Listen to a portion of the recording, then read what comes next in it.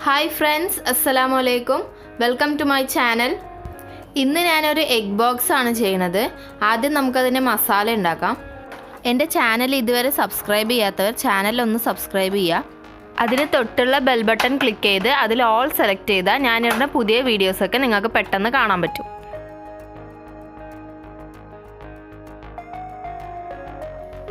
മസാല തയ്യാറാക്കാൻ വേണ്ടി പാൻ വെച്ച് അതിൽ 3 ടേബിൾ സ്പൂൺ ഓയിൽ ഒഴിച്ചിട്ടുണ്ട്.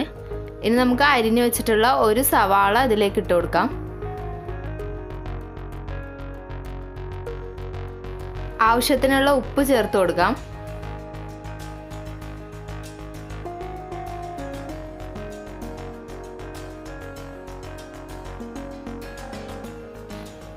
ഇതിലേക്ക് ഒരു കഷ്ണം ഇഞ്ചി ഇതുപോലെ ചെറുതായി അരിഞ്ഞത് ഇതിലേക്ക് ചേർത്ത് കൊടുക്കുന്നുണ്ട്.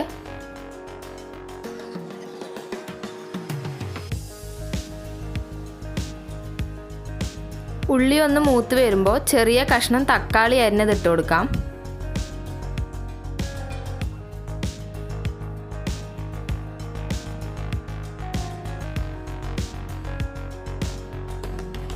ഇനി പൊടികൾ ചേർക്കാം.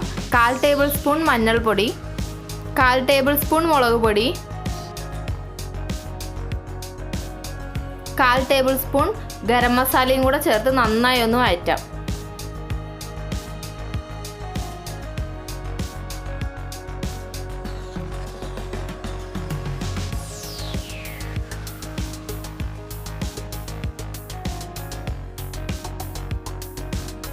കുറച്ച് കറിവേപ്പിലയും കൂടെ കട്ട് ചെയ്ത് ചേർത്ത് നമുക്ക് സ്റ്റൗ ഓഫ് ചെയ്യാം. ഇപ്പോൾ മസാല റെഡി ആയിട്ടുണ്ട്. ഇനി നമുക്ക് ഇതിലേക്ക് വേണ്ടത് സമൂസ ഷീറ്റാണ്. ആദ്യം ഒരു സമൂസ ഷീറ്റ് എടുത്ത് അതിൻ്റെ സെൻറ്ററിൽ കുറച്ച് മൈദ പേസ്റ്റ് തേച്ച് കൊടുക്കാം.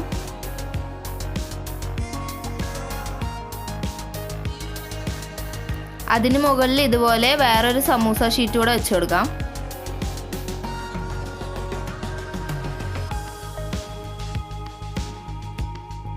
നമ്മൾ ഉണ്ടാക്കി വെച്ചിട്ടുള്ള മസാല അതിൻ്റെ സെൻറ്ററിലായി വെച്ച് കൊടുക്കാം.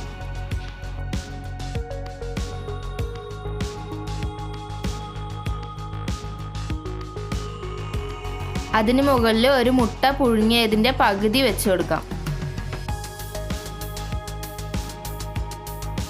ഇനി ഇതിൻ്റെ 4 സൈഡിൽ നിന്നും ഇതുപോലെ മടക്കി മൈദ പേസ്റ്റ് വെച്ച് ഒട്ടിച്ചു കൊടുക്കാം.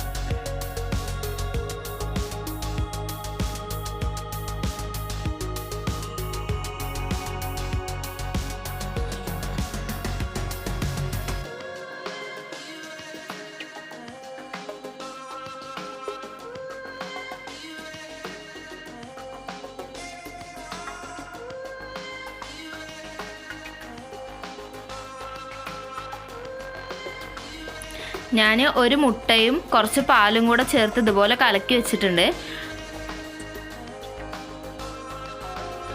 നമ്മൾ ഉണ്ടാക്കി വെച്ചിട്ടുള്ള ബോക്സ് ഈ മുട്ടയിൽ മുക്കി ബ്രെഡ് ക്രംസിലും കൂടെ ഒന്ന് പൊതിഞ്ഞെടുക്കാം.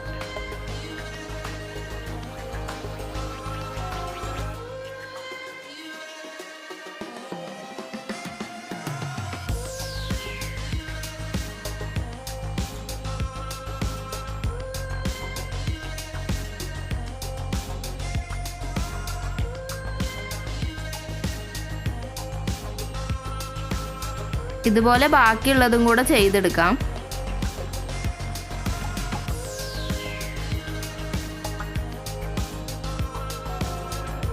പാനിൽ എണ്ണ ചൂടായിട്ടുണ്ട്. അതിലേക്ക് ഓരോ ബോക്സുകളായി വെച്ച് കൊടുത്ത് ഫ്രൈ ചെയ്തെടുക്കാം.